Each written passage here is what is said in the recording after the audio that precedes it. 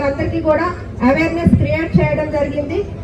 So madam 15వ తారీఖు వరకు మనకి ఈ ప్రోగ్రామ్స్ అన్ని డైలీగా మనం రన్ చేస్తూ ఉన్నాం మేడం. ఇందులో కూడా మనం చాలా వరకు చేసిన ప్రోగ్రామ్స్ అన్ని కూడా స్టేట్ లెవెల్లో కూడా చాలా మంచి పేరు వచ్చింది మేడం. వీటిల్లో ఈ యొక్క సమక్షంలో అన్ని బాగా జరిగాయి మేడం. అట్లానే రోడ్ యాక్సిడెంట్స్ అన్ని కూడా చాలా ఎక్కువగా జరుగుతున్నాయి.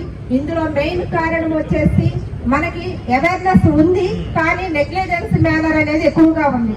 పిల్లలు ఒకరు ఇద్దరు ఎక్కాల్సిన 2 వీలర్స్ మీద 3-4 ఎక్కడము, హెల్మెట్స్ లేకపోవడము, సరైన ప్రికాషన్స్ ప్రికాషన్స్ తీసుకోకపోవడం వల్ల మనకి మ్యాక్సిమము పెద్ద యాక్సిడెంట్స్ అయితే ఏమీ లేవు, కానీ 2 వీలర్స్ మీద ఎక్కువ యాక్సిడెంట్స్ జరుగుతున్నాయి. రూరల్ ఏరియాస్ లో వాటిల్లో అక్కడంతా కూడా ఎక్కువ డ్రంక్ అండ్ డ్రైవ్స్ మీద జరుగుతున్నాయి, వితౌట్ హెల్మెట్స్ మీద జరుగుతున్నాయి. 2 వీలర్స్ మీద 1 వెహికల్ 1 డెత్ అనేది జరుగుతుంది. ఈ విధంగా మనము స్టేట్ లో కూడా ప్లేస్ ర్యాంక్ లో కూడా మనం ముందుకు వెళ్ళిపోతున్నాము. ఈ 2 వీలర్స్ ఎక్కువ ఈ యాక్సిడెంట్స్ ఏవైతే మనం తగ్గించుకోగలుగుతామో మనము ప్రమాదరహిత జిల్లాగా మనకి ప్రకాశం జిల్లా నిలబడడానికి అవకాశం ఉంది. ఇదంతా కూడా మీ అందరి చేతుల్లోనే ఉంది. మరి మీరు తీసుకునేటువంటి నిర్ణయాల మీద మనం ఏదైతే డ్రైవ్ చేస్తున్నామో, స్టీరింగ్ మన చేతిలో ఉన్నప్పుడు మన మైండ్ ఎక్కడ ఉంటుంది, మన కాన్సన్ట్రేషన్ ఎక్కడ ఉంటుంది, మనం అంటే కాన్సన్ట్రేషన్ అనేది కరెక్ట్ గా ఉండాలి. ఈ కాన్సన్ట్రేషన్ ఎప్పుడైతే ఓవరు ఇది అవుతుందో, ఓవర్ నెగ్లిజెన్స్ ఎక్కువ వస్తుందో దానివల్ల ప్రమాదాలు ఎక్కువగా జరగటం ఉంటుంది. అట్లానే కారు డ్రైవర్స్ ఆగి ఉన్న ఒక మనిషికి ఒకటే జీవితం, ఆ జీవితం మన చేతుల్లోనే ఉంది. ఇది మనం చిన్నప్పటి నుంచి మనం వింటున్నదే. కానీ ప్రతి ఒక్కరు కూడా యాక్సిడెంట్ అనేది ఒక క్షణంలో జరిగేదాన్ని యాక్సిడెంట్ అంటారు. అది మనం అనుకోకుండా జరుగుతుందని ఎవరు ఊహించరు. అందరూ సేఫ్టీగా ఉండాలని కోరుకుంటారు. కానీ తగు జాగ్రత్తలు కనుక తీసుకోలేని పక్షంలో ఖచ్చితంగా యాక్సిడెంట్ జరగడానికి అవకాశం ఉంటుంది.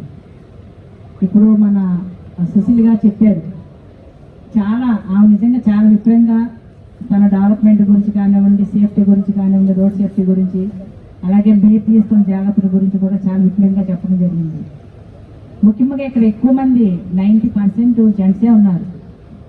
మీరే కారు డ్రైవింగ్ అంటే ఇప్పుడంటే లేడీస్ కొద్దిగా ఒక 10% 20% డ్రైవ్ చేస్తున్నారు, కానీ బైక్స్ అంటే ఆడపిల్లలు కూడా డ్రైవ్ చేస్తున్నారు. తల్లులు కూడా, పిల్లలతో పాటు తల్లులు కూడా.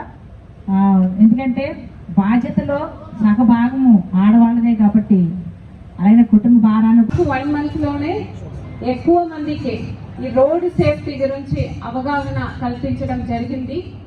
అంటే ఎందుకు మీ అందరికీ కూడా తెలుసు, రోడ్డు సేఫ్టీకి మనం ఏమేమి చేయాలి, ఎటువంటి జాగ్రత్తలు తీసుకోవాలి అనేది తెలుస్తుంది.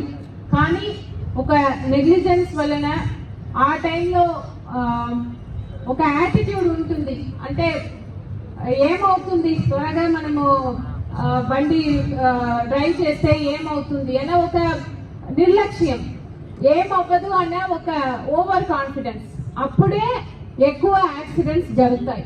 ఇప్పుడు డిటిసి గారు చెప్పారు, ప్రతి మంత్ కూడా జిల్లాలో డిస్ట్రిక్ట్ రోడ్ సేఫ్టీ కమిటీ అని ఉంది. దాంట్లో అన్ని డిపార్ట్మెంట్స్, ఎన్హెచ్ నుంచి, ఆర్ఎన్బి నుంచి, పంచాయతీ నుంచి అన్ని డిపార్ట్మెంట్స్ కలిపి, అంటే రోడ్ సేఫ్టీని ఒక ప్రధాన అంశంగా డిస్ట్రిక్ట్ లో ప్రతి మహిళ కూడా చర్చించడం జరుగుతుంది. Based on the committee meeting లో ఏమైతే డిస్కస్ చేస్తామో దానికి వెంటనే దాన్ని అమలు చేయడం జరుగుతున్నది. ఎందుకంటే మన జిల్లాలో ఎక్కడ కూడా డిపార్ట్మెంట్ నిర్లక్ష్యం వలన రోడ్ యాక్సిడెంట్ జరగకూడదని, అది ఒక ఆస్పెక్ట్. ఇంకొకటి ప్రజల మధ్యలో ఒక అవగాహన కల్పించాలి. వారు ఎక్కడైనా సరిగా రోడ్ సేఫ్టీ మెషర్స్ పాటించలేదంటే వెంటనే తగిన చర్యలు తీసుకోవాలని ఎన్ఫోర్స్మెంట్ దానిపైన కూడా ఫోకస్ చేయడం జరుగుతున్నది.